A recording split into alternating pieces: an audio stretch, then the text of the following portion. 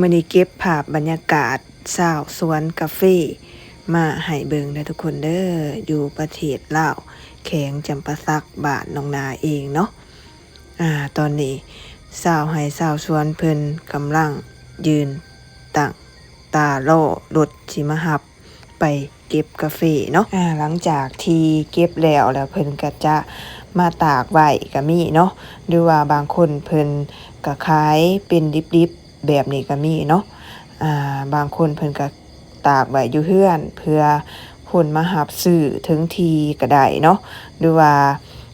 ไผมีรถเอาออกไปขายอยู่ร้านก็จะได้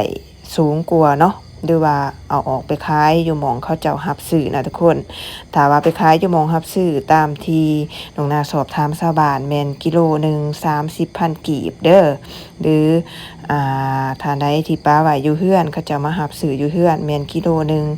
22,000หรือว่า20,000แล้วแต่คนซื้อเนาะเดี๋ยวน้องนาจะเก็บบรรยากาศตอนกลางวันกับตอนกลางคืนรวมๆให้ท่านผู้ชมเบิ่งเด้ออยู่บ้านท่านผู้ชมปัจจุบันนี้กาแฟรับซื้อเป็นกิโลเท่าไรแล้วตอนนี้น้องนาก็ถ่ายบรรยากาศชาวบ้านชาวสวนหรือว่าคนที่เพิ่นไปรับซื้อไปเก็บซื้อนำชาวบ้านเนาะเพิ่นก็จะเอามาต่อให้จุดรับซื้อสูงสุดหรือว่ารับซื้อหลายสุดก็คือจุดรับซื้อกาแฟของเจลาวเรื่องนี่เนาะก็คืออยู่ปากซองท่านผู้ชมนี่ก็เป็นบรรยากาศยามกลางคืนเรียนแถวกันเลยเนาะโดดแบบนี้ทุกคนตอนนี้เช้าสวนกาแฟเรียนคิวเอามาขายอยู่หม่องเพิ่นรับซื้อกาแฟเนาะเป็นจุดใหญ่อยู่เมืองปากซองแขวงจำปาสักทุกคนนี่จุดเก็บซื้อกาแฟบริษัทดาวเฮืองหมากดิบหมากซุปหมากเคิมก็มีเนาะพวกได้แบบสัมผัสกินกาแฟตอนที่ยังบ่ทันขัวจะออกเป็นจินสมๆคือจังบูดนี่แหละเนาะนี่อันนี้ทุกคน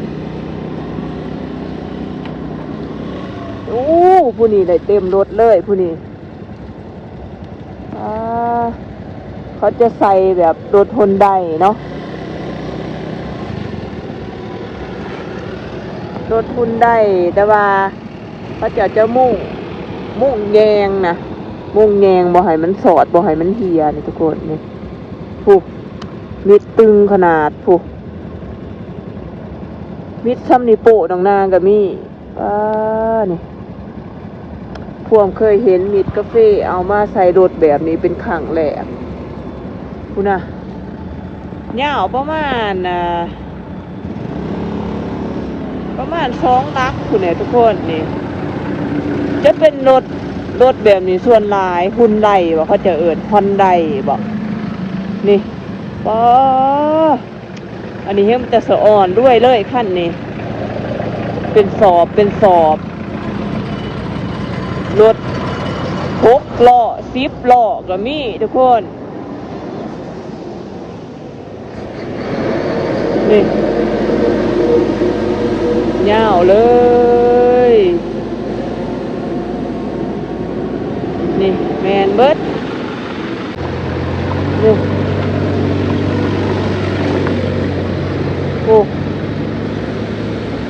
เขาจะขึ้นแบบว่าขึ้นซิ่งเลยเนาะเรียนคิวขึ้นซิ่งเลยทุกคนก็คือขึ้นชั่งน้ำหนักแต่ละขั้นเลยเนาะนี่พวกเคยเห็นซิ่งติดสั่งกาแฟทุกคนผู้เต็มรถกับนี่ผู้เป็นกระเป๋ากับนี่กระสอบกับนี่เนาะนี่2-3 แถวสอดกันเป็นสอบเป็นกินสมตอนที่ยังบ่ทันได้ขัวนี่เนาะนี่จะใส่รถทุนได้ชนลาย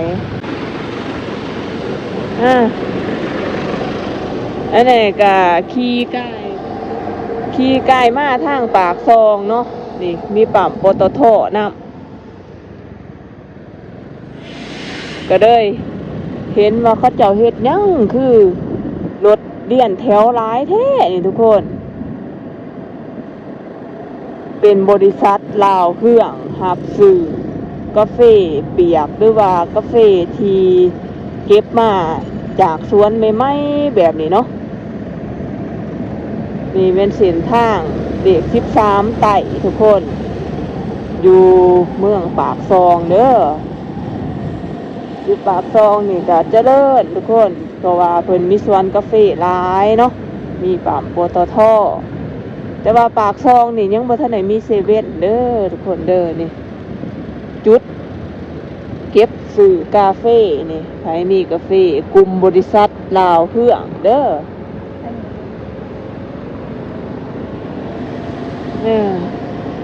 อันนี้บ่ฮู้ว่ามันรถบรรทุกกาแฟสิส่งออกไปไสเนาะ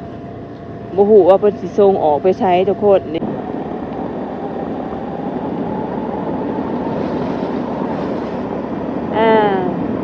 อันนี้ก็แม่น้องนาผ้าเบิงเขาเจ้าเอากาแฟมาบริษัทเด้อทุกคนเด้อพวกเคยเห็นเป็นครั้งแรกเนาะแต่บ่ฮู้ว่าตอนนี้เป็นกิโลเท่าใดกาแฟที่เก็บใหม่ๆแล้วเอามาสั่งน้ำหนักอยู่บริษัทแบบนี้อยู่บ้านท่านผู้ชมกิโลเท่าใดกาแฟก็คอมเมนต์พูดคุยกันดินได้เด้อทุกคนเด้ออันนี้เป็นกาแฟลาวเนาะกาแฟประเทศลาวปากซองเอามาบริษัทดาวเครื่องเพิ่นเก็บรับซื้อเป็นบริษัทใหญ่เลยเนาะในปากซองอันนี้ก็แม่นน้องนาเก็บบรรยากาศชาวบ้านเพิ่นลุกแต่เด้อแต่เช้าเพื่อสิไปเก็บกาแฟหรือเอิ้นว่ารับจ้างเนาะเพิ่นก็ขี่รถตอกๆไปแบบนี้บรรยากาศรวมๆชาวบ้านชาวสวนเพิ่นนำกันทุกคนระหว่างการเดินทางเนาะ